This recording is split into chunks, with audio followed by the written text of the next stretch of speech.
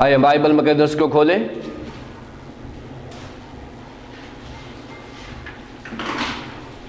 Bible مقدس میں سے مقدس پالوس رسول کا تیتس کے نام خط، اس کا دوسرا باب اور اس کی پہلی 6 آیات۔ بائبل مقدس میں سے مقدس پالوس رسول کا تیتس کے نام خط، اس کا دوسرا باب، اس کی پہلی 6 آیات۔ کلام مقدس میں یوں مرقوم ہے، لیکن تو وہ باتیں بیان کر جو صحیح تعلیم کے مناسب ہیں، یعنی یہ کہ بوڑھے مرد پرہیزگار، سنجیدہ، متقی ہوں اور ان کا ایمان اور محبت اور صبر صحیح ہو۔ اسی طرح بوڑھی عورتوں کی بھی وضع مقدسوں کی سی ہو، تہمت لگانے والی اور زیادہ میں پینے میں مبتلا نہ ہوں، بلکہ اچھی باتیں سکھانے والی ہوں، تاکہ جوان عورتوں کو سکھائیں کہ اپنے شوہروں کو پیار کریں، بچوں کو پیار کریں، اور متقی اور پاک دامن اور گھر کا کاروبار کرنے والی اور مہربان ہوں، اور اپنے شوہروں کے تابع رہیں، تاکہ خدا کا کلام بدنام نہ ہو۔ جوان آدمیوں کو بھی اسی طرح نصیحت کر کہ متقی بنے۔ خداوند کے کلام مقدس کے پڑھے اور سنے جانے پر خداوند کی برکت ہو، آمین۔ پاسبانی خطوط کے تفسیری مطالعہ کے سلسلے میں آج ہمارا 38واں لیسن ہے، یعنی لیسن نمبر 38، اور تیتس کے تفسیری مطالعہ کے سلسلے میں یہ 4تھا لیسن ہے۔ مقدس پالوس رسول کے تیموتھیوس کے نام دونوں خطوط اور تیتس کا جو خط ہے، آبائے کلیسیا نے ان خطوط کو پاسبانی خطوط اس لیے کہا ہے کہ ان خطوط میں 3 چیزوں پر زور دیا گیا ہے۔ پہلی چیز یہ کہ ان خطوط میں پاسبان کو ایک معیاری پاسبان بننے کی تعلیم دی گئی ہے۔ دوسری چیز کہ ان خطوط میں پاسبانوں کی ذمہ داریوں کو فوکس کیا گیا ہے، اور تیسری چیز ان خطوط میں یہ ہے کہ ان خطوط میں کلیسیاؤں کے نظم و ضبط کی بات کی گئی ہے۔ ان 3 وجوہات کی بنا پر رسولی بزرگوں نے ان تینوں خطوط کو پاسبانی خطوط کا نام دے دیا ہے، جو آج تک ہم اس کی تعمیل بھی کرتے ہیں اور اس کو تسلیم بھی کرتے ہیں۔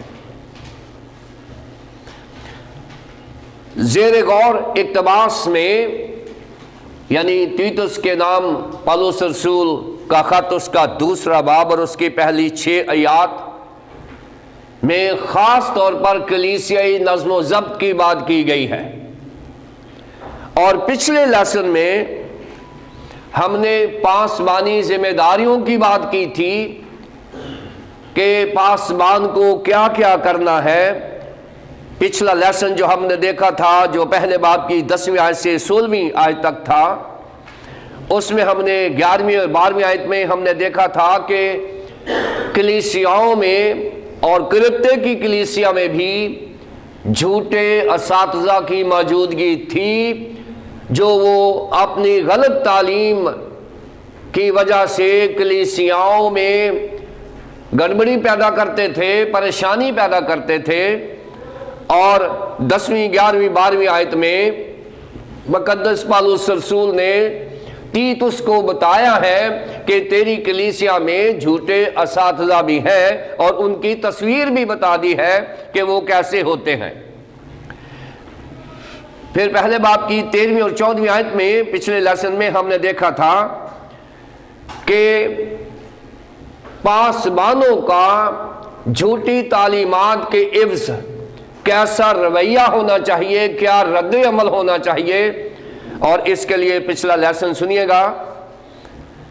اور پھر 15ویں اور 16ویں آیت میں ہم نے دیکھا تھا کہ مقدس پالوس رسول نے تیتس کو ذمہ داری دی ہے کہ وہ اپنی تعلیم اور کردار کے زور سے ان جھوٹے اساتذہ کا مقابلہ کرے۔ اب دوسرے باب کی جو پہلی 6 آیات ہیں، ان میں زیادہ تر کلیسیائی انتظام کی بات کی گئی ہے کہ مقدس پالوس رسول نے تیتس کو بتایا ہے کہ کلیسیاؤں میں بزرگ مرد بھی ہوتے ہیں اور بزرگ خواتین بھی ہوتی ہیں، کلیسیاؤں میں جوان خواتین بھی ہوتی ہیں اور جوان مرد بھی ہوتے ہیں۔ سو یہ 4 گروپس ہیں جن کو آج مقدس پالوس رسول نے تیتس کی ذمہ داری دے دی ہے کہ وہ کس طرح سے انہیں ہینڈل کرے اپنی کلیسیا میں، ایسے گروپس کو جو اس کی کلیسیا میں موجود ہے کس طرح سے ان کی گلابانی کرے۔ اور یہ پاسٹریلیا ہے، یعنی پاسبانی ذمہ داری ہے کہ کلیسیائی انتظام کیسے چلانا ہے۔ سو آج کا لیسن جو ہے وہ زیادہ تر کسی بھی پاسبان کے لیے اس لیے ضروری ہے کہ اس لیسن میں پاسبانوں کو کلیسیائی نظام چلانے کی ٹپس دے دی گئی ہیں، فارمولے دے دیے گئے ہیں، اصول دے دیے گئے ہیں۔ اور ان 6 آیات کو ہم تقسیم کریں گے۔ پہلی آیت ہم دیکھیں گے جس میں مقدس پالوس رسول نے تیتس کو ذمہ داری دی ہے کہ تو نے کیا کرنا ہے، اور پھر دوسری آیت میں ہم دیکھیں گے کہ مقدس پالوس رسول نے تیتس کو سمجھایا ہے، بتایا ہے کہ بزرگوں کے ساتھ کیسے ڈیل کرنا ہے، اور پھر تیسری آیت میں بزرگ خواتین کے ساتھ پاسبانوں کا کیا رویہ ہونا چاہیے۔ پھر چوتھی اور 5ویں آیت میں یہ بتایا گیا ہے کہ جو جوان خواتین ہیں کلیسیا میں ان کو کیسا ہونا چاہیے، اور پھر 6ٹھی آیت میں جو جوان مرد ہیں ان کے بارے میں بتایا گیا ہے۔ سو آج کا لیسن زیادہ تر کلیسیائی انتظام کے تعلق سے ہے۔ آئیے ہم اس کو دیکھتے ہیں۔ سو پہلی آیت میں ہم دیکھتے ہیں یا لکھا ہوا لیکن تو، یہ جو لیکن تو ہے اس کے لیے سو ڈے لفظ استعمال ہوا ہے یونانی زبان میں۔ ڈے ہوتا ہے لیکن، اور سو جو ہوتا ہے وہ یو کے لیے ہوتا ہے۔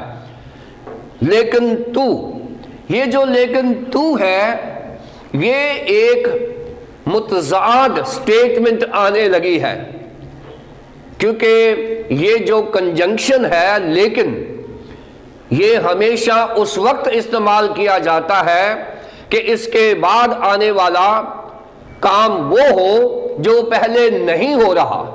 یہ متضاد سٹیٹمنٹ دکھانے کے لیے لیکن کا استعمال کیا جاتا ہے، کیونکہ اس سے پہلے مقدس پالوس رسول نے تیتس کو یہ بتایا ہے کہ جھوٹے اساتذہ جو ہیں وہ اپنی تعلیم سے اور اپنے کردار سے اور اپنے اثر و رسوخ سے کلیسیاؤں میں غلط تعلیمات کو فروغ دے رہے ہیں اور کلیسیاؤں کو تباہ و برباد کر رہے ہیں۔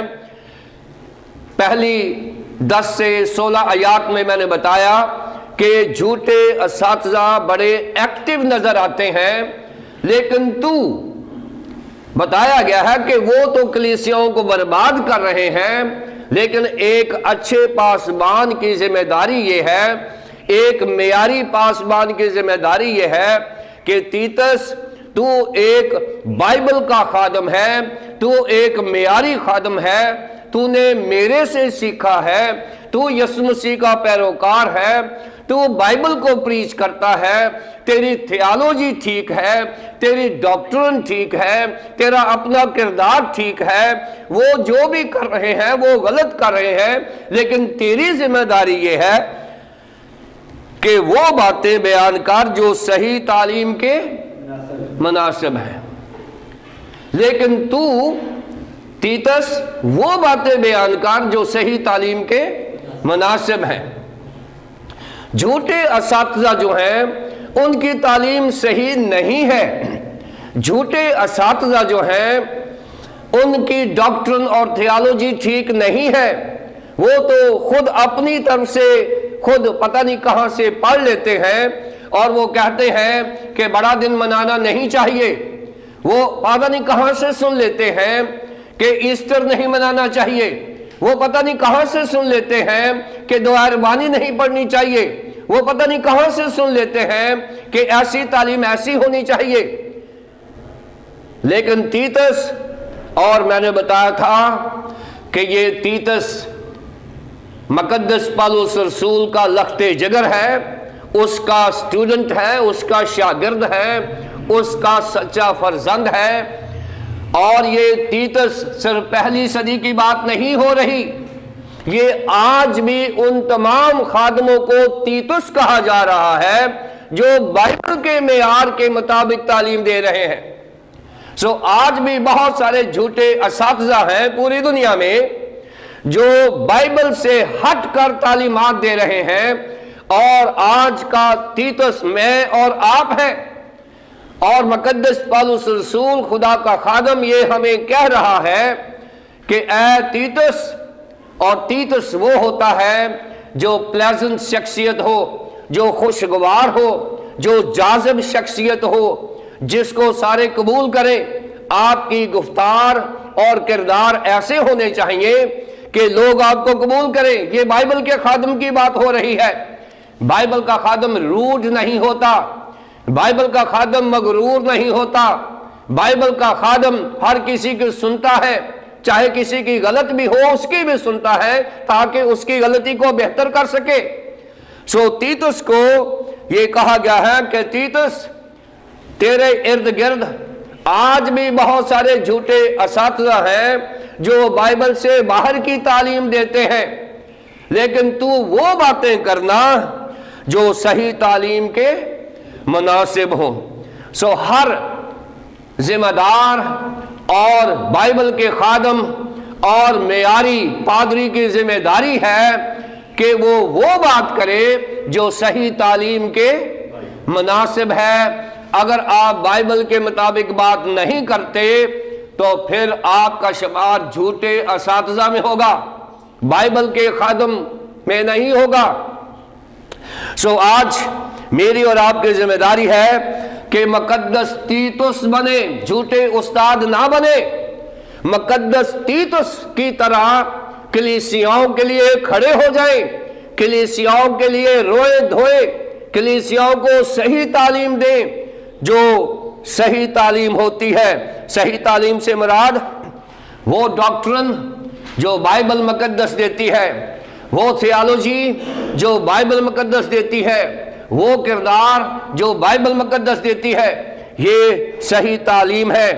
اور اس لیے جب صحیح تعلیم دی جاتی ہے تو ہمیشہ 3 نتائج سامنے آتے ہیں۔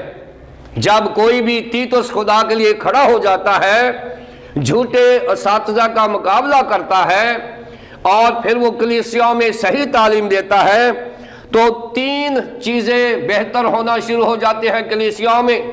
نمبر 1، کلیسیاؤں کی روحانی حالت بہتر ہونا شروع ہو جاتی ہے، کلیسیاؤں میں ایمانداری آ جاتی ہے، کلیسیاؤں میں بائبلی ایمان فروغ پاتا ہے، کلیسیاؤں میں روحانیت ترقی کرتی ہے، کلیسیاؤں میں سچائی جگہ لے لیتی ہے۔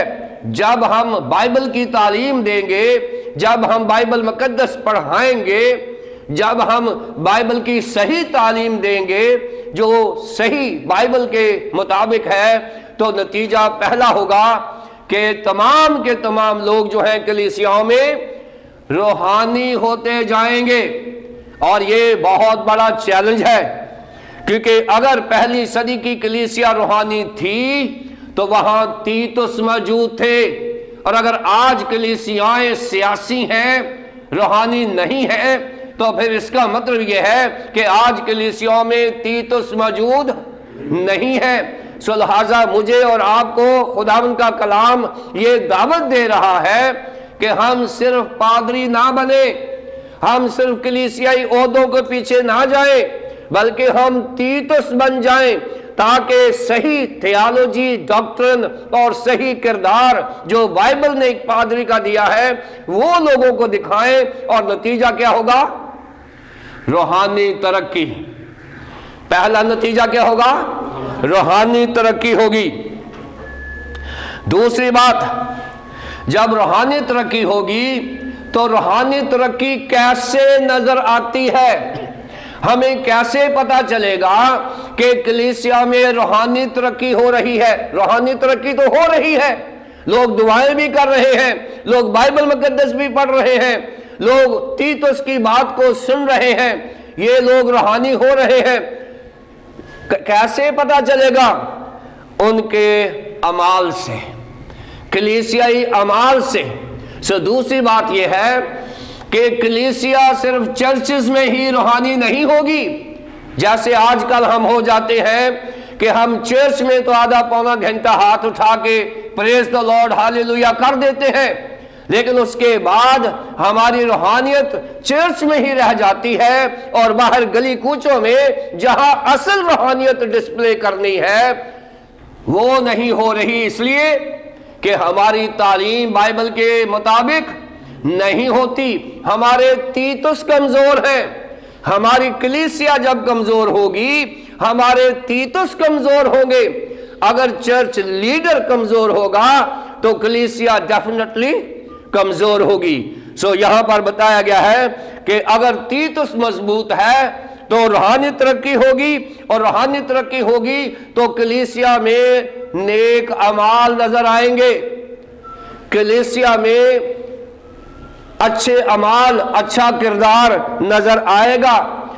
और फिर उसके साथ तीसरी जो बड़ी तब्दीली आएगी वो ये होगी कि कलीसिया का जर्नल रवैया बदल जाएगा, कलीसिया की गुफ्तो शनीर बदल जाएगी, कलीसिया बैक बाइटिंग करना, चुगलीखोर नहीं होगी, कलीसिया पार्टीबाज नहीं होगी, कलीसिया डिवीजन को पसंद नहीं करेगी, कलीसिया बाइबल के मुताबिक फैसले करेगी, कलीसिया की गुफ्तगू मुस्बत हो जाएगी, कलीसिया का किरदार और उनकी जो मुआशरती जिंदगी है वो खूबसूरत हो जाएगी। और ये कब होगा? जब एक अच्छा तीतुस कलीसिया को मिलेगा। सो इसलिए मुकद्दस पौलुस रसूल ने कहा है कि तीतुस, तू कलीसियाओं को सही तालीम देना। अगर कलीसियाओं में तरक्की नहीं हो रही तो वहां झूठे असातिज़ा हैं, वहां तीतुस नहीं है, वहां कलीसियाओं में बिगाड़ पैदा हो गया है, कलीसियाएं तकसीम होती जा रही हैं, इसलिए कि झूठे असातिज़ा होते हैं, उनके पास एक एक्सपर्टीज होती है, वो बड़े माहिर होते हैं, उनकी चिकनी चुपड़ी बातों से, उनके झूठे इल्म से वो किसी को आसानी से गर्विदा कर लेते हैं, और अपने मौक़िफ़ को डिस्प्ले करने के लिए और अपने मौक़िफ़ को साबित करने के लिए वो बहुत सारे हथकंडे इस्तेमाल करते हैं। और एट द एंड क्या होता है कि उनके पीछे उनकी माली हवस होती है, वो फाइनेंशियल ग्रीड करते हैं और वो रुपए पैसे के लिए ये सब कुछ करते हैं। उनका मेयार सिर्फ और सिर्फ दौलत कमाना होता है। इसलिए तीतुस को कहा गया है कि तीतुस, ये जो झूठे असातिज़ा हैं ये तो चर्च को बिगाड़ते रहेंगे, लेकिन तू बाइबल की सही तालीम देना, कलीसिया को रूहानी बनाना और ایسی کلیسیا جس کی روحانیت بازاروں میں بھی نظر آئے، اور ایسی کلیسیا جن کا جنرل رویہ بدل جائے۔ پہلی آیت۔ اس کے بعد دوسری آیت میں مقدس پالوس رسول نے تیتس کو یہ بتایا ہے کہ تیتس، تیری کلیسیا میں بزرگ لوگ ہوں گے، یہاں لکھا ہے بوڑھے مرد، بزرگ لوگ ہوں گے، اور وہ کیسے ہونے چاہیے؟ ان کے لیے 3 قسم کا معیار بتایا گیا ہے کہ یہ جو بزرگ ہیں یہ 3 قسم کے ہونے چاہیے۔ نمبر 1 یہ ہے، انہوں نے بتایا ہے کہ بزرگ جو ہیں پرہیزگار ہونے چاہیے، پرہیزگار ہونے چاہیے۔ بزرگ جو ہیں کلیسیاؤں میں، ان کی جو پہلی چیز ہے مقدس تیتس نے یہ بتائی ہے، مقدس پالوس رسول نے تیتس کے وسیلے سے، کہ بزرگ جتنے ہیں، سمجھ لیں کہ یہ بزرگ جو ہیں یہ 60 سال کے اوپر کے لوگ ہیں، جتنی بھی ان کو خدا عمر دیتا ہے، خداوند کی مرضی ہے، لیکن بزرگوں کے لیے پہلی جو چیز ہے وہ ہے کہ وہ پرہیزگار ہونے چاہیے۔ اور یہ جو پرہیزگار ہے، اس کے لیے جو یونانی زبان کا لفظ ہے وہ ہے نفلیوس۔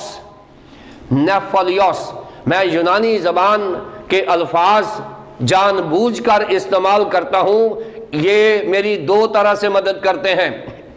پہلی بات کہ یہ الفاظ یہ ثابت کرتے ہیں کہ ہمارے پاس اوریجنل بائبل موجود ہے جو یونانی زبان میں ہے، نمبر 1۔ نمبر 2 کہ جو اوریجنل زبان میں میننگز ہوتے ہیں، کئی دفعہ کسی بھی زبان میں ان کا صحیح ترجمہ نہیں ہو سکتا، صحیح لفظ جو ہوتا ہے وہ صحیح ترجمہ دیتا ہے۔ نفلیوس کا جو ترجمہ یہاں کیا گیا ہے پرہیزگار کیا گیا ہے، اور پرہیزگاری میں کیا آتا ہے؟ پرہیزگاری میں کیا آتا ہے؟ نمبر 1 یہ آتا ہے کہ کیونکہ پہلی صدی میں بزرگوں کی جو انٹرٹینمنٹ ہوا کرتی تھی وہ زیادہ تر گپ شپ ہوا کرتی تھی، شام کو بیٹھنا اور سٹوریاں سنانا اور گپ شپ لگانا اور اپنی جوانی کے قصے سنانا اور اپنے آپ کو جوانی میں ہیرو ثابت کرنا، اور اس کے بعد کھانا پینا اور شراب پینا، یہ چیزیں جو تھیں بزرگوں کی انٹرٹینمنٹ ہوا کرتی تھی پہلی صدی میں۔ اور مجھے نہیں پتا کہ آج بزرگوں کی کون سی انٹرٹینمنٹ ہے، لیکن میں نے بہت سارے ایسے بزرگ دیکھے ہیں جو سارا دن تاش کھیلتے رہتے ہیں، بجائے اس کے کہ وہ کسی کلیسیا کے ساتھ منسلک ہو جائیں۔ وہ بڑی محفلیں کرتے ہیں اور سارا دن کارڈز پلینگ ہوتی رہتی ہے، اور یہ سمجھتے ہیں کہ یہی ہماری زندگی ہے۔ اب وہ کہتے ہیں جی ہم ریٹائر ہیں، اب کیا کریں؟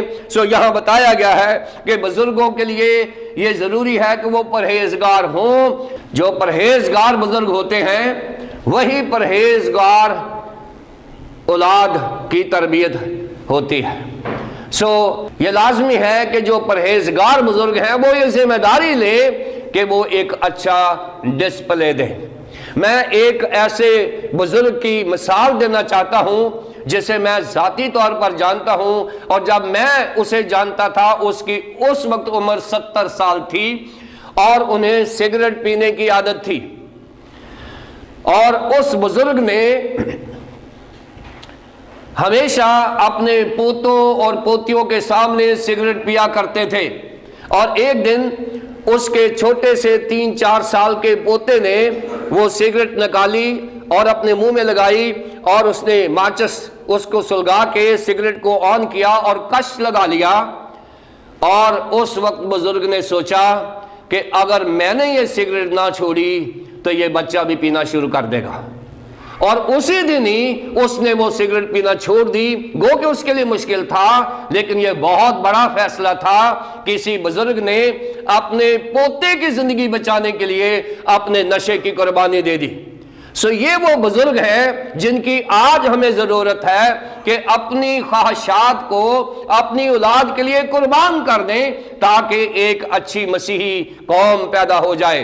بزرگوں کے لیے لازمی ہے کہ وہ پرہیزگار ہوں، اور یہ خاص طور پر نشے کی چیزیں جو ہیں ان سے اوائڈ کریں تاکہ ہم ایک اچھی تربیت دے سکیں اپنے نوجوانوں کو۔ اور یہ جو اچھی زندگی ہے، پرہیزگاری ہے، یہ نظر آنی چاہیے۔ بزرگوں کی جو پرہیزگاری ہے یہ ہمیں نظر آنی چاہیے۔ کلیسیاؤں میں بزرگوں کی ذمہ داری ہے وہ چرچز میں کاموں میں حصہ لیں اور وہ اچھے اچھے کام کریں، تاکہ ہماری جو نوجوان نسل ہے وہ ان کو ایک نمونہ بنائے اور وہ اپنے زندگی میں بزرگوں کی پرہیزگاری کو اپنے زندگی کا حصہ بنا لیں۔ یہ پہلی ذمہ داری ہے کلیسیاؤں میں جو بزرگ ہیں۔ دوسری ذمہ داری ہے کہ وہ سنجیدہ ہوں، وہ سنجیدہ ہوں، اور سنجیدہ ہونا جو ہے لکھا ہے worthy of respect، اور اس کے لیے سیمنوس لفظ ہے یونانی زبان کا، سیمنوس۔ اور یہ جو سیمنوس ہے اس میں چند چیزیں جو ہیں بڑی ابھر کے سامنے آتی ہیں۔ پہلی بات یہ ہے کہ بزرگ سنجیدہ ہوں، ان کی گفتگو لچر نہیں ہونی چاہیے۔ ان کی گفتگو میں سے بائبل مقدس اور خداوند یسوع مسیح اور مسیحی ایمان چھلکتا ہوا نظر آنا چاہیے۔ ان کی گفتگو میں انتہائی سنجیدگی ہونی چاہیے، تاکہ آپ کے ارد گرد جو بیٹھے ہوئے لوگ ہیں وہ آپ کی شائستگی سے، آپ کی شگفتگی سے متاثر ہو کر وہ اپنی زندگی میں وہی شائستگی اپنائیں جو مسیحی ایمان کا ڈسپلے ہوتا ہے۔ سو بزرگوں کے لیے کہا گیا ہے وہ پرہیزگار ہوں اور وہ سنجیدہ ہوں، اور سنجیدہ کے لیے ہے، دیکھیں جتنے بزرگ سنجیدہ ہوتے ہیں ان کی رسپیکٹ ان سے زیادہ ہوتی ہے جو سنجیدہ نہیں ہے۔ جو بزرگ سنجیدہ ہوتے ہیں ان کی کلیسیاؤں میں اور معاشرے میں زیادہ عزت ہوتی ہے بنسبت ان کے جو سنجیدہ نہیں ہے۔ گو کہ کئی دفعہ جو سنجیدہ نہیں ہے، ہم نوجوان جتنے بھی ہیں ہم ان کو احترام دیتے ہیں، سلام کر جاتے ہیں، لیکن ان کی عزت کا معیار وہ نہیں ہوتا جو ان بزرگوں کو ہوتا ہے جو اپنی زندگی خدا کے ساتھ گزارتے ہیں اور سنجیدگی سے گزارتے ہیں۔ سو دوسری بات انہوں نے کہا ہے کہ تیتس تیری کلیسیا میں بزرگ پرہیزگار ہونے چاہیے۔ یہ نہیں ہے کہ سارا دن بیٹھ کے تاش کھیلتے رہیں یا شراب پیتے رہیں یا سٹوریاں سناتے رہیں، بلکہ ان کو مسیحی ایمان کی بات کرنے کی ضرورت ہے۔ اور دوسری بات وہ سنجیدہ ہونے چاہیے، اور سنجیدگی جو ہے ان کو ابدیت تک لے جائے گی۔ تیسری بات جو بزرگوں کے بارے میں کہی گئی ہے وہ ہے کہ وہ متقی ہوں، وہ متقی ہوں، پہلے پرہیزگار، دوسرے سنجیدہ اور تیسرے متقی ہوں۔ اور متقی کے لیے جو یہاں لفظ استعمال ہوا ہے وہ ہے سوفرون، سوفرون۔ اور سوفرون جو ہے اس کا ترجمہ انگریزی میں سیلف کنٹرولڈ، یعنی ایسا بزرگ جس کا اپنے جسم کے اوپر، جس کا اپنی سوچ کے اوپر پورا کنٹرول ہو۔ ایسا بزرگ جو اپنی سوچ کو کنٹرول رکھ سکتا ہو، اپنے جذبات پہ کنٹرول کر سکتا ہو، اپنے غصے پہ کنٹرول کر سکتا ہو اور اپنے جسم پر کنٹرول کر سکتا ہو، ایسے بزرگ کو سوفرون، سوفرون جو ہے یہ صوفیہ سے ہے۔ صوفیہ کہتے ہیں عقل مند کو، دانش مند کو، اور یہاں پروڈنٹ بھی لفظ استعمال ہوا ہے، یعنی ایسا بزرگ جس کی دانش مندی سے کلیسیاؤں میں اور نوجوانوں میں ترقی ہو۔ سو یہ بزرگ جو ہے یہ پرہیزگار ہونے چاہیے، سنجیدہ ہونے چاہیے اور متقی ہونے چاہیے۔ اور یہ چیزیں بتائی گئی ہیں کہ کلیسیاؤں میں اس قسم کے بزرگ ہونے چاہیے تاکہ نوجوان نسل جو ہے ان کے اعمال سے، جذبات سے اپنی بزرگی کو دیکھ سکے کہ ہمارے بزرگ ایسے تھے، لہذا ہم بھی ایسے ہی رہیں گے۔ سو کلیسیاؤں میں بزرگ جو ہیں وہ پرہیزگار ہوں، سنجیدہ ہوں اور متقی ہوں۔ اور اس سے آگے یہ جو تینوں چیزیں ہیں ان کا ڈسپلے کیسا ہونا چاہیے؟ یہ جو بزرگوں کی پرہیزگاری ہے اور سنجیدگی ہے اور ان کا متقی ہونا ہے، یہ کیسے نظر آنا چاہیے؟ ان کا ایمان اور محبت اور صبر، یہ تین چیزیں جو ہیں یہ ثابت کریں گی کہ یہ بزرگ جو ہے وہ پرہیزگار ہے، وہ سنجیدہ ہے اور وہ متقی ہے۔ یہ تین چیزیں آگے آنی چاہیے۔ ایمان، یہ ڈسپلے ہے ان کی زندگی کا کہ ان کا ایمان کیسا ہونا چاہیے، اس لیے کہ یہ وہ بزرگ ہیں جنہوں نے اپنی جوانی یا بچپن خداوند کے ساتھ گزارا ہے۔ ان کے پاس زیادہ تعلیم ہے، ان کے پاس زیادہ بائبل ہے، ان کے پاس زیادہ ایمان ہے، ان کی بنیاد ایمان کی سالوں پر محیط ہے۔ انہوں نے بائبل مقدس سے سیکھا ہے، انہوں نے چرچ میں خدمت کی ہے، انہوں نے چرچ میں کلیسیاؤں میں حصہ ڈالا ہے، لہٰذا یہ ساری عمر کا جو بکرا ہے، جو ان کا حصہ ہے، جو ان کی زندگی میں سے نکلا ہے، وہ ہمیں نظر آنا چاہیے۔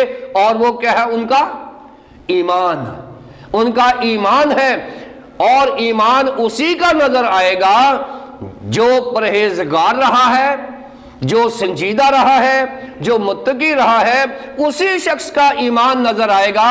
اور پولس رسول نے تیتس کو کہا ہے کہ بزرگوں میں تین چیزیں ہوں گی تو تین چیزیں نظر آئیں گی، اور وہ کون سی ہیں؟ ایمان ان کا نظر آنا چاہیے۔ اور بہت سارے بزرگ جو ہیں ان پر ذمہ داری عائد ہوتی ہے تمام مسیحی بزرگوں کے اوپر کہ وہ اپنے ایمان کا اظہار کرتے رہے، مشکلات میں بھی اور اچھے اوقات میں بھی خداوند پر بھروسہ رکھیں اور اس کا ایمان ڈسپلے کرتے رہے۔ محبت دوسری بات ہے، محبت۔ تاریخ میں کچھ ایسی مثالیں ملتی ہیں کہ جن بزرگوں نے خدا کے ساتھ وقت نہیں گزارا، یا جن بزرگوں نے پرہیزگاری، سنجیدگی اور متقی ہو کر زندگی نہیں گزاری، تو ان کا اینڈ کیا ہوتا ہے کہ ان کا رویہ تنقیدی بن جاتا ہے، وہ ناقد بن جاتے ہیں۔ وہ بزرگ تو بن جاتے ہیں لیکن وہ ان کا کام کیا ہوتا ہے؟ ہر وقت انہوں نے کیڑے نکالنے ہوتے ہیں۔ وہ کہتے ہیں کہ وہ اس پادری کو کیا پتا ہے، ہماری تو بڑی عمر ہو گئی ہے، یہ نوجوانوں کو کیا پتا ہے، ہم ایسے تو نہیں بوڑھے ہو گئے، ہم نے کوئی دھوپ میں بیٹھ کر تو بال سفید نہیں کیے ہوئے نا۔ اس قسم کی باتیں وہ کرتے ہیں۔ ان کا رویہ منفی ہو جاتا ہے کیونکہ انہوں نے خدا کے ساتھ وقت ہی نہیں گزارا ہوتا، اور وہ منفی کردار بن کر سامنے آتے ہیں۔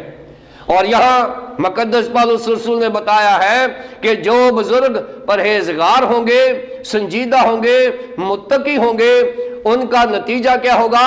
وہ ایماندار ہوں گے اور ان کا ایمان نظر آئے گا۔ نمبر 2، وہ تنقیدی نہیں ہوں گے بلکہ ہر منفی چیز کو مثبت رویے سے اس کو ٹھیک کرنے کی کوشش کریں گے۔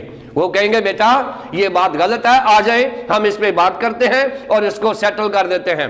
اگر خدا نہ خواستہ کسی پاسبان میں کوئی کمی آ گئی ہے، کوئی کمزوری آ گئی ہے، تو وہ پاسبان کے خلاف منصوبہ نہیں بنائیں گے، وہ پاسبان کو پرائیویٹلی ملیں گے، اس کو بھی کہیں گے کہ آپ میرے چھوٹے بھائی ہیں، آپ میرے بیٹوں کی طرح ہیں، یہ ہماری کلیسیا میں غلطی ہے یا یہ آپ کی زندگی میں غلطی ہے، آئیں ہم بیٹھ کے دعا کرتے ہیں اور مسیحی محبت میں مسائل کو حل کریں۔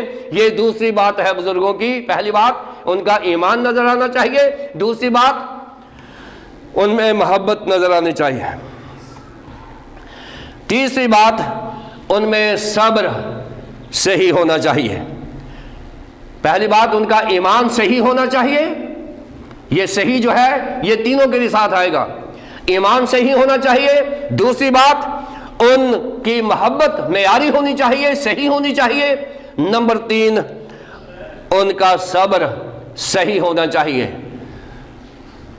اب بائبل یہ کہتی ہے کہ اگر آپ نے اپنی جوانی خداوند کے ساتھ گزاری ہے تو آپ محبت اور صبر کے پیکر بن سکتے ہیں، کیونکہ صبر جو ہے یہ ٹالرنس، برداشت ہوتا ہے۔ برداشت کی تعلیم جو ہے بائبل مقدس نے دے دی ہے کہ ہمیں بڑے صبر کے ساتھ ہمیں اپنے جذبات کے اوپر کنٹرول کرنا ہے، ہمیں ہر مشکل کو برداشت کرنا ہے، ہمیں ہر تنقید کو برداشت کرنا ہے، اور ہمارا صبر کا پیمانہ کبھی لبریز نہیں ہونا چاہیے۔ یہ مسیحی بزرگ کی نشانیاں ہیں جو 30 آیت میں بیان کر دی ہیں۔ اس نے کہا ہے کہ بوڑھے مرد پرہیزگار، سنجیدہ اور متقی ہوں، اور ان کا ایمان، محبت اور صبر صحیح ہو۔ یہ بزرگوں کے لیے تعلیم ہے جو بائبل نے دی ہے۔ سو جتنے میرے بزرگ ہیں وہ ضرور اس پر غور کریں اور بائبل کے معیار کے مطابق اپنی بزرگی کو انجوائے کریں۔ اسی طرح 30 آیت، اسی طرح بوڑھی عورتوں کی بھی وضع مقدسوں کی سی ہو، اور یہ مقدسوں کی سی ہو، بوڑھی عورتوں کی وضع، ان کی جو طبیعت ہے، ان کی جو نیچر ہے، ان کی جو تربیت ہے، وہ کیسی ہونا چاہیے؟ مقدسوں کی سی ہو۔ اور یہ مقدسوں کی سی ہو سے مراد پتہ کیا ہے؟ کہ ان کا کردار، ان کی گفتار، ان کے اعمال ایسے ہو جیسے کاہن کے ہوتے ہیں۔ مقدسوں سے مراد یہاں پر وہ معیار ہے جو بائبل نے کہانت کے لیے دیا ہے، جو بائبل نے پاکیزگی کا معیار، گفت و شنید کا معیار، ان کا کردار صرف کرسچن ہی نہیں، مور دین کرسچن، ایک معیار کے مطابق، بائبل کا جو معیار ہے اس کے مطابق ان کو ہونا چاہیے۔ سو یہاں لکھا ہوا ہے کہ ریورنٹ ان دا وے دے لیو، ان کی جو طرز زندگی ہے، ان کا جو چال چلن ہے بزرگ خواتین کا، وہ ایسا ہونا چاہیے کہ ان کو مقدسین میں شامل کیا جائے۔ ان کی گفتگو میں ایسی شائستگی ہو، شگفتگی ہو، ایسی شیریں بیانی ہو کہ ان کے بولنے سے مسیحی ایمان نظر آئے، ان کے بولنے سے مسیحی کردار نظر آئے، ان کی وضع مقدسوں کی سی ہو۔ اور آگے دو منفی چیزیں بھی بتائی گئی ہیں۔ ایک مثبت چیز ہے کہ بزرگ خواتین جو ہیں ان کے لیے ضروری ہے کہ وہ بائبل کے معیار کے مطابق جو مقدسین کا معیار ہے اس پہ پوری اترے۔ اور اس کے بعد دو منفی چیزیں ہیں، ان کے بارے میں کہا گیا ہے تہمت لگانے والی اور زیادہ میں پینے میں مبتلا نہ ہوں۔ دو چیزوں کے لیے منع کر دیا گیا ہے کہ جو بزرگ خواتین ہیں ان کے لیے ضروری ہے کہ not to be slanderer، یعنی وہ تہمت لگانے والی نہ ہو۔ یہ نہیں ہے کہ وہ کسی نوجوان بیٹے کو دیکھے کہ جو وہ فلاں کے پاس کھڑا ہے، یا کسی نوجوان بچی کو دیکھے اس کا کردار ایسا ہے، یا وہ پادری کو ہی چیک کرتے رہے، یا کلیسیا میں وہ تہمت لگانے والی ہوں۔ ایسی خواتین کا معیار مقدسین میں نہیں شامل ہوتا۔ بزرگ خواتین جو کلیسیاؤں میں ہیں، بجائے اس کے کہ آپ تنقید کریں، آپ انہیں مثبت طریقے سے ہینڈل کریں، مقدسوں کی طرح آپ اپنی بزرگی جو ہے وہ وہاں پر گزاریں۔ کسی پر الزام نہیں لگانا، کیونکہ الزام لگانا کسی کا کام نہیں ہے سوائے ابلیس کے۔ سو اس لیے بزرگ خواتین جتنی ہیں کلیسیاؤں میں، ان کے لیے کہا گیا ہے کہ وہ نہ ہو، کیا کرنے کے لیے؟ تہمت لگانے والی نہ ہو، نمبر ایک۔ نمبر دو کہ وہ میں پینے میں مبتلا نہ ہوں۔ شاید بات تو یہ پہلی صدی کی ہے، لیکن 21ویں صدی میں بھی اس کی اپلیکیشن ہو سکتی ہے کہ بہت ساری خواتین جب ان کے ہسبینڈز کی ڈیتھ ہو جاتی ہے، وہ کلیسیا کا حصہ تو بنتی ہیں، لیکن وہ اپنی تنہائیوں کو کل کرنے کے لیے، تنہائیوں سے چھٹکارا حاصل کرنے کے لیے وہ موج مستی میں پڑ جاتی ہیں اور وہ شراب نوشی میں مبتلا ہو جاتی ہیں۔ سو یہاں پر مقدس پالوس رسول نے تیتس کے وسیلے سے بزرگ خواتین کو کہا ہے کہ آپ تہمت لگانے والی نہ ہو، اور شراب پینے والی نہ ہو، اور جن کے ہسبینڈ کی ڈیتھ ہو گئی ہے۔ میں ایک ایسی خاتون کو جانتا ہوں جن کے ہسبینڈ کی کسی حادثے میں ڈیتھ ہو گئی، اور انہوں نے جب ان کے ہسبینڈ کی ڈیتھ ہوئی تو خدا سے ایک دعا مانگی۔ انہوں نے کہا خداوند یہ بیوہ کہلانا میرے لیے بہت مشکل ہے، میں بیوہ کہلانا پسند نہیں کرتی، تو میں کیا کروں؟ تو پھر اس دن خدا نے رات کو اس سے کلام کیا کہ آئندہ سے تو بیوہ نہیں، میں تیرا شوہر، میں تیرا ساتھی ہوں گا۔ اور اس وقت سے وہ خداوند میں اپنے خداوند کے ساتھ مسرور ہے، شراب نوشی کا سہارا نہیں لیا، نہ ہی غلط کاری کا سہارا لیا، بلکہ اس نے خداوند کے ساتھ وقت گزارنے کو کہا۔ یہ وہ خواتین ہیں جنہیں مقدس پالوس رسول مانگ رہا ہے، مقدسین کی حیثیت ہو۔ بزرگ خواتین کو تہمت لگانے والی اور شراب میں مبتلا ہونے والی نہیں کہا گیا، بلکہ کیا کریں؟ اچھی باتیں سکھانے والی ہوں۔ بزرگ خواتین کو ہر وقت سکھانے کے عمل میں ان کے اوپر بائبل مقدس نے تعلیم و تدریس کی ذمہ داری دے دی ہے۔ بزرگ خواتین کو یہ کہا گیا ہے کہ تم مقدسین میں ہو، تہمت نہ لگانا، شراب نوشی میں نہ جانا، بلکہ کلیسیاؤں میں نوجوان لڑکیوں کو تعلیم دینا، اور یہاں لکھا سکھانے والی ہوں۔ اور میں یہ دیکھ رہا تھا اس کو یونانی زبان میں، بلکہ اچھی باتیں سکھانے والی ہوں۔ یہ بتایا جا رہا ہے یونانی زبان میں کہ ان کی ذمہ داری ہے کہ وہ باقاعدہ نوجوان لڑکیوں کی سکولنگ کریں، وہ نوجوان خواتین کے ساتھ بیٹھ کے ان کی تعلیم و تدریس، مسیحی تعلیم و تدریس کا کام شروع کریں۔ یہ خواتین جو بزرگ خواتین ہیں ان کی ذمہ داری ہے جو بائبل مقدس نے دی ہے کہ وہ نوجوان لڑکیوں کو تعلیم دے بائبل کی، تاکہ جوان عورتوں کو سکھائیں۔ جوان عورتوں سے مراد یہ وہ خواتین ہیں جن کی نئی نئی شادی ہوئی ہے۔ اب یہ ہماری جو پرانی بزرگ خواتین ہیں ان کو علم ہوتا ہے کہ ہمارے جو ازدواجی تعلقات ہیں وہ کہاں کمزور ہوتے ہیں اور کیسے مضبوط ہوتے ہیں۔ اس لیے لازمی ہے کہ جو بزرگ خواتین ہیں وہ اپنی زندگی میں وہ تجربات رکھتی ہیں کہ اگر خاوند کے ساتھ کوئی بدمزگی ہوتی ہے، ناچاکی ہوتی ہے، اختلافات ہوتے ہیں، تو ان کو ایمان میں اور بائبل مقدس کی روشنی میں کیسے سیٹل کرنا ہے۔ ان کا جو ازدواجی زندگی کا تجربہ ہے اور مسیحی زندگی کا جو ان کے پاس مشاہدہ اور تجربہ ہے وہ مدد کرے گا نوجوان شادی شدہ جوڑوں کے اوپر، خاص طور پر نوجوان لڑکیوں کے اوپر، کہ وہ کیسے اپنی میریٹل لائف، ازدواجی زندگی گزار سکتی ہیں۔ یہ بزرگ خواتین کی ذمہ داری ہے کہ وہ نوجوان شادی شدہ لڑکیوں کو سکھائیں، اور یہاں لکھا ہے کہ باقاعدہ تعلیم شروع کریں۔ ہر روز وہ کسی شادی شدہ نئی جو نویلی دلہن ہے اس کے گھر میں جائیں، اس کے ساتھ بائبل پڑھیں، اس کے ساتھ دعا کریں۔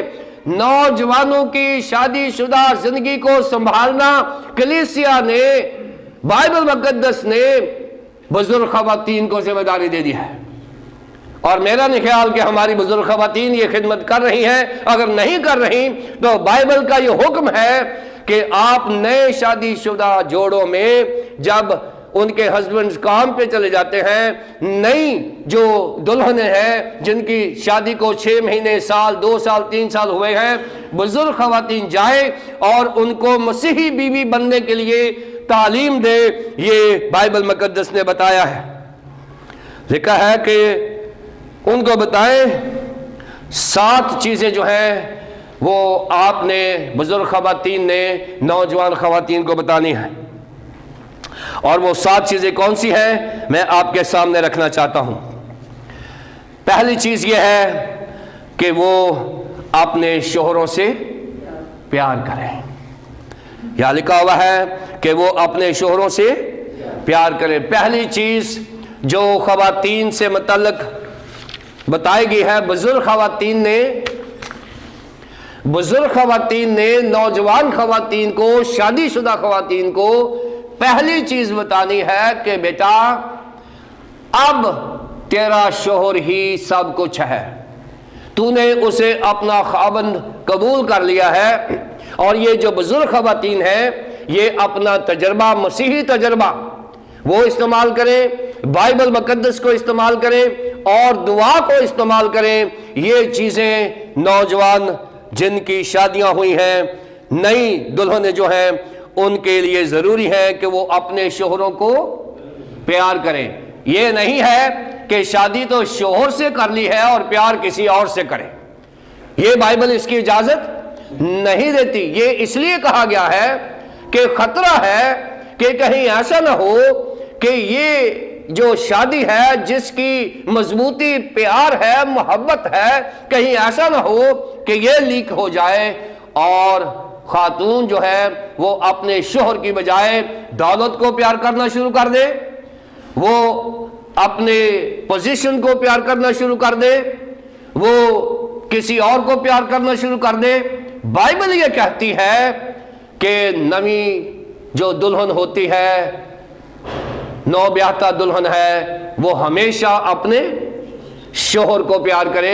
یہ پہلی بات ہے جو مقدس پالوس رسول نے تیتس کے تھرو سمجھائی ہے۔ دوسری بات بتائی ہے کہ بچوں کو پیار کرے۔ یہ دو ڈومیسٹک لو ہے جو بزرگ خواتین کی ذمہ داری ہے کہ جیسے آپ نے اپنے شوہر کو پیار کیا، جیسے آپ نے اپنے بچوں کو پیار کیا، ویسے جوان عورتیں جن کی شادیاں ہوئی ہیں، جن کے بچے ہوئے ہیں، چھوٹے چھوٹے بچے ہیں، ان کی مسیحی محبت جو ہے وہ ان کے ہسبینڈ کے ساتھ اور ان کے بچوں کے ساتھ ہونے چاہیے۔ اور یہ دو محبتیں جو ہیں یہ ایک مسیحی معیاری گھرانہ بنا دیتی ہیں۔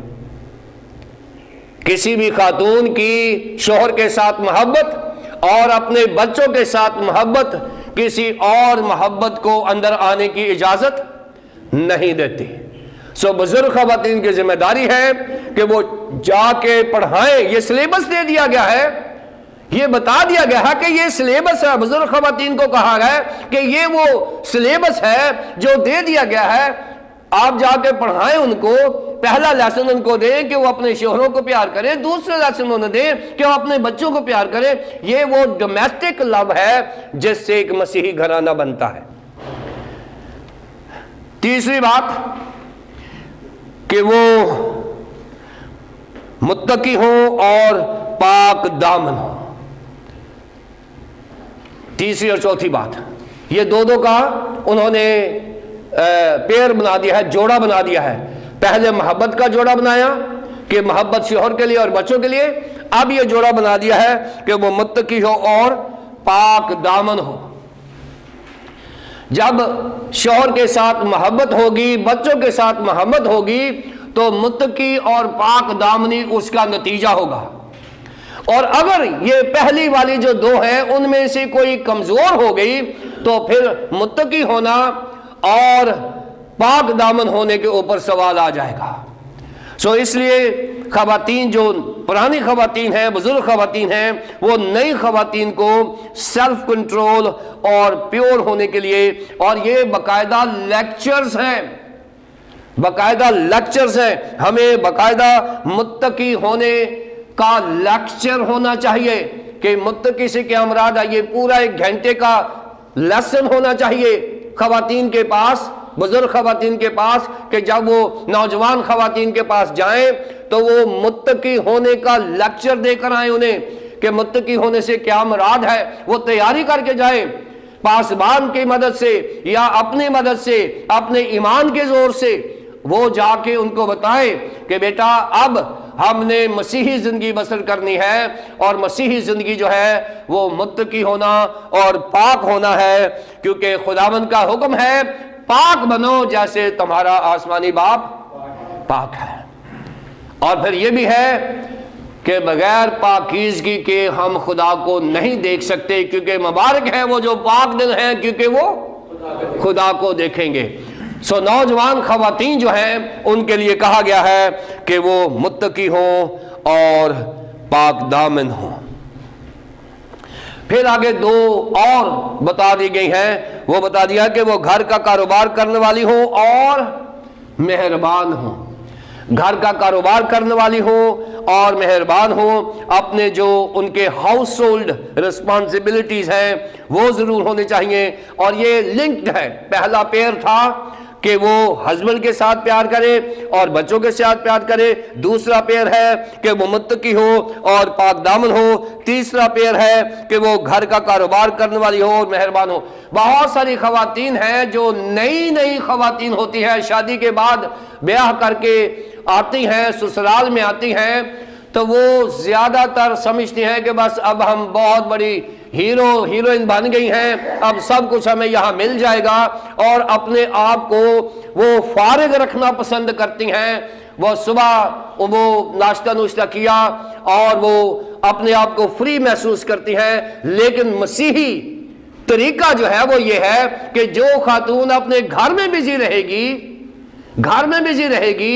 वो मसीही ईमान में भी मजबूत रहेगी, क्योंकि जो खातून अपने आप को फारिग कर देगी उसकी सोचों में तब्दीली आना शुरू हो जाएगी। ये एक असूल बता दिया है कि वो मेहरबान हो। अब घर का काम करने से ये मुराद नहीं है कि वो किसी पर एहसान कर रही है, अपने ससुर पर या अपनी सास पर या अपने देवरों जेठों के ऊपर, या कंबाइंड फैमिलीज में जो खवातीन ब्याह के आती हैं वो मुश्किलात का सामना करती हैं और वो हर वक्त लड़ाई झगड़े की तरफ जाना चाहती हैं। बाइबल ने कहा है कि नहीं, वो मेहरबान हो, क्योंकि काम करने वाली औरत और मेहरबान औरत बाइबल की औरत होती है। घर में काम करने वाली औरत शादी के बाद और मेहरबान जो औरत होती है ये बाइबल की वो खातून है जिसे बाइबल ने अच्छी दुल्हन के नाम पे पुकारा है। और अगर आपने मजीद ऐसी खातून के बारे में देखना है तो इमसाल की किताब के 31वें बाब को पढ़ लीजिए, आपको एक मसीही खातून मिल जाएगी। और ये जो खवातीन हैं, जो खास तौर पर शादीशुदा खवातीन हैं जो अपनी फैमिलीज में हैं, उनके लिए ज़रूरी है। और सातवीं जो चीज़ है वो है अपने शोहरों के ताबे रहें।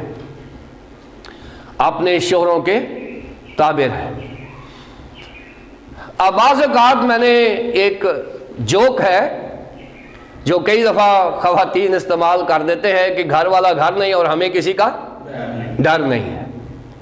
क्योंकि जब हस्बैंड घर है फिर तो डरने से मुराद ये नहीं है कि आप जैसे आए आप छुप जाएं, यानी कि शोहरों के ताबे रहें। ताबे रहन से मुराद ये नहीं है कि आप उन के अंगूठे के नीचे रहे, नहीं। अगर कोई शोहर ऐसा है तो वो बाइबल का शोहर नहीं है। अभी शोहरों के बारे नहीं आई, आगे आएगी। लेकिन सब्जेक्ट टू द हस्बैंड से मुराद ये है कि आपकी सोच आपके हस्बैंड्स के ताबे हो, यानी आप पूछ के फैसले करें। आपके जो फैसले घर के होने हैं, बच्चों के होने हैं, वो इंडिपेंडेंट नहीं होने चाहिए, क्योंकि आप दो नहीं हैं, आप एक है। और बाइबल ने कहा है कि अब वो दो नहीं है बल्कि एक है। और अगर एक फैसला करता है और दूसरा उसमें शामिल नहीं है तो इसका मतलब यह है कि ये बाइबल की शादी नहीं है, इस शादी में कहीं प्रॉब्लम है। मियां बीवी के फैसले इंडिपेंडेंट नहीं होने चाहिए, वो दोनों एक दूसरे को पूछ के फैसले करें। और यहां पर है कि वो अपने शोहर के ताबे रहें। और ये अच्छी बात है कि जो फीमेल हैं वो अपने मेल के साथ अच्छे राब्ते में रहे। अगर आपने कहीं जाना है बताएं, दोनों को बताना चाहिए। लेकिन खवातीन क्योंकि सिनफ़े नाज़िक बोलते हैं, इसलिए हमें लाजमी है कि उनके एहतराम में हमें इस तरीके से बातें करना ज़रूरी है। उनको लुक आफ्टर करना भी मेल्स की जिम्मेदारी है। हस्बैंड जो होते हैं वो नरम मिजाज हों और ख़वातीन जो होती हैं वो मोहब्बत में शोहरों के ताबे रहें। ये सारा रिश्ता क्यों बहाल किया जा रहा है, ये सारा बैलेंस क्यों किया जा रहा है, इसको मोतदल क्यों कहा जा रहा है? इसलिए کہ خدا کا کلام بدنام نہ ہو، کیونکہ خدا کا کلام جو ہے وہ ہمیں اس بات پر ترغیب دیتا ہے کہ میاں بیوی کے رشتوں میں نسبت ہو، میاں بیوی کے رشتوں میں ایک بیلنس ہو، میاں بیوی کے رشتوں میں اونچ نیچ نہ ہو، لڑائی جھگڑا نہ ہو۔ اور جب مسیحی خاندان تباہ ہوں گے تو کیا بدنام ہوگا؟ خدا کا کلام اور ہمارا ایمان بدنام ہوگا۔ کہتے ہیں کہ جتنی کامیاب شادی ہوگی مسیحی شادی، جتنی کامیاب مسیحی شادی ہوگی اتنا خدا کے نام کو جلال ملے گا، اور جتنی مسیحی شادی ناکام ہوگی اتنا ابلیس کے نام کو جلال ملے گا۔ اس لیے شادی جو ہے، مسیحی شادی جو ہے، یہ پہلا پرے ہے، پہلا شکار ہے ابلیس کا۔ اور باغ عدن میں مسیحی شادی پر ہی ابلیس نے حملہ کیا تھا۔ ان دونوں میں آپس میں اختلاف ڈالا، اور ان کا اختلاف اتنا بڑا کہ دونوں نے علیحدہ علیحدہ وہی کام کیا جو ابلیس نے کہا۔ ایک ذہنی اختلاف آ گیا، لڑائی جھگڑا نہیں ہوا لیکن ذہنی اختلاف آ گیا۔ اس وجہ سے اس وقت اگر ابلیس کسی کے پیچھے ہے تو وہ مسیحی شادیوں کے پیچھے ہے۔ اور اگر آپ لڑائی جھگڑوں کا تناسب دیکھنا چاہتے ہیں تو اولاد اور ماں باپ میں، بھائیوں بھائیوں میں، بہنوں بہنوں میں، دوستوں میں، عزیز و اقارب میں، بزنس میں، سب سے زیادہ اگر کوئی لڑائی جھگڑا ہے تو میاں بیوی میں ہے۔ اس لیے کہ میاں بیوی واحد ایسا رشتہ ہے جسے خدا پسند کرتا ہے، جسے خدا نے بنایا ہے، جس سے خدا کو جلال ملتا ہے۔ اور ابلیس چاہتا ہے کہ خدا کو جلال نہ ملے، خدا کا کلام بدنام نہ ہو۔ چھٹی آیت جوان مردوں کے لیے، جوان آدمیوں کو بھی اسی طرح نصیحت کر کے متقی بنے، متقی بنے۔ ایک ہی لفظ نوجوانوں کے لیے کہا گیا ہے، متقی بنے۔ میں نے پہلے لیسنز میں بھی متقی بننے کی ایک مثال دی تھی، میں پھر آج اس کو دہرانا چاہتا ہوں اگر آپ نے پرانے لیسنز نہیں سنے، کہ یہ متقی ہونے سے کیا مراد ہے۔ کیونکہ بزرگوں کے لیے بھی کہا گیا کہ متقی بنے، خواتین کے لیے بھی، بزرگ خواتین کے لیے بھی کہا گیا کہ متقی بنے، نوجوان خواتین کے لیے بھی کہا گیا کہ متقی بنے، اور اب نوجوانوں کے لیے بھی کہا جا رہا ہے کہ متقی بنے۔ تو اس کا مطلب یہ ہے کہ متقی ہونا، تقوی رکھنا، یہ ایک بہت بڑا پیکج ہے، اور ایک ہی لفظ میں آپ مسیحی بن سکتے ہیں اگر آپ متقی ہیں۔ میں مثال دینا چاہتا ہوں کہ ایک کسی ملک کا بادشاہ ہے اور وہ بادشاہ مسیحی ہے، اور اس کا جو وزیر ہے وہ مسیحی نہیں ہے، اور جو بادشاہ ہے وہ بہت متقی اور پرہیزگار ہے، اور وہ ہمیشہ اپنی منسٹری کو، اپنے کام کو دعا سے شروع کرتا ہے اور دعا پر ہی ختم کرتا ہے۔ اور وزیر جو ہے وہ اتنا خوش نہیں ہوتا، اور وہ ہمیشہ بادشاہ جو ہے وہ کہتا رہتا ہے کہ ہمیں متقی ہونا ہے، ہمیں پرہیزگار ہونا ہے، یہی تو مسیحی زندگی ہے۔ تو ایک دن وزیر نے بادشاہ سے کہا کہ اے بادشاہ، اگر میں مقبول نظر ہوں تو مجھے بتا سکتا ہے کہ یہ متقی ہونے سے کیا مراد ہے؟ اس نے کہا کہ تو اتوار والے دن صبح 10 بجے میرے پاس آ جانا، میں تجھے سمجھا دوں گا کہ متقی ہونے سے کیا مراد ہے۔ اتوار آ گیا، اور وہ بادشاہ جو تھا وہ بھی اپنے اس میں آ گیا، تخت پہ آ گیا، اور وہ وزیر بھی آ گیا۔ اور اتوار والے دن بادشاہ نے حکم کیا ہوا تھا کہ اتوار والے دن پورے شہر کو ایک سیکولر طریقے سے سجا دیا جائے، یعنی ہر چوک میں مجرا ہونا چاہیے، میوزک ہونا چاہیے، ڈانس ہونا چاہیے، ناچ رنگ ہونا چاہیے، جھنڈیاں ہونی چاہیے، اور ہر طریقے سے سجا ہونا چاہیے، اور یہ سیکولر طریقے سے، دنیا داری کے طریقے سے اس کو سجانا چاہیے۔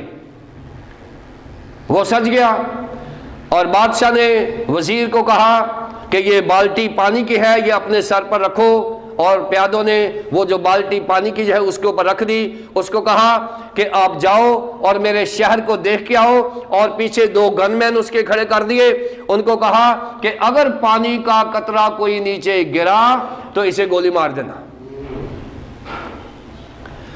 اب وہ جو وزیر ہے اس نے بالٹی سر کے اوپر رکھی بادشاہ کے حکم کے مطابق، اور وہ بڑے آرام سے پورے شہر کو راؤنڈ کر کے آیا، اور وہ سن رہا تھا کہ ادھر ناچ رنگ ہو رہا ہے، ادھر مجرا ہو رہا ہے، ادھر میوزک ہو رہا ہے، ادھر شراب نوشی ہو رہی ہے، ادھر پتہ نہیں کیا کیا دنیا داری کی چیزیں ہو رہی ہیں۔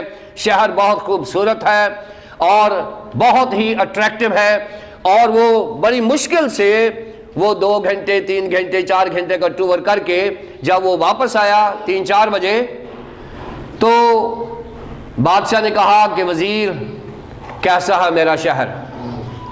اس نے کہا بادشاہ میں نے شہر کہاں دیکھنا تھا، مجھے تو ساری فکر یہ لگی ہوئی تھی کہ کہیں پانی گر گیا تو تیرے گن مینز نے مجھے گولی مار دینی ہے، تو میں تو واپس نہیں جاؤں گا گھر، تو میں بس آ گیا ہوں، مجھے سن رہا تھا سب کچھ، میں نے دیکھا دکھا کچھ نہیں ہے۔ کہتے ہیں اسی کو تو تقویٰ کہتے ہیں، یہی تو متقی ہونا ہے کہ اس رنگ برنگی دنیا میں پتہ نہیں کیا کیا ہو رہا ہے، شام کو صحیح سلامت گھر آ جانے کو ہی تو متقی کہتے ہیں۔ یہی تو مسیحی زندگی ہے کہ آپ جب گزرتے ہیں آپ ہر چیز سے فیس کرتے ہیں، آپ برائی بھی آپ کے سامنے آتی ہے، آپ کے سامنے گندی چیزیں بھی آتی ہیں، گندی سوچ بھی آتی ہے، گندے مقامات بھی آتے ہیں، لیکن ساری چیزوں میں سے صحیح سلامت گزر کر واپس آ جانا، اسی کو تو ہی تم متقی کہتے ہیں۔ نوجوانوں کے لیے ایک ہی لفظ ہے، وہ ہے کہ نوجوان متقی ہوں، پرہیزگار ہوں۔ اگر ہم ایک اچھا چرچ بنانا چاہتے ہیں تو لازمی ہے کہ بزرگ سنجیدہ ہوں، پرہیزگار ہوں اور متقی ہوں، اور ان کا ایمان، محبت اور صبر نظر آنا چاہیے۔ بزرگ خواتین کی وضع مقدسوں کی سی ہو، تہمت لگانے والی نہ ہو، میں مبتلا نہ ہو، بلکہ اچھی باتیں سکھائیں۔ اور جو نوجوان خواتین ہیں وہ اپنے ہسبینڈز کو پیار کریں، اپنے بچوں کو پیار کریں، پھر وہ سیلف کنٹرولڈ ہو، متقی ہو اور نیک سیرت ہو، پاکیزہ ہو، اور پھر وہ گھروں میں کام کرنا پسند کریں، بزی رہیں، مہربان ہوں، اور اپنے ہسبینڈ کے تابع رہیں۔ اور فائنلی نوجوانوں کے لیے کہ وہ ایک مسیحی کردار بنانے کے لیے متقی ہو جائیں۔ خداوند ہمیں ایسا چرچ بننے اور بنانے کی توفیق عطا فرمائے، آمین۔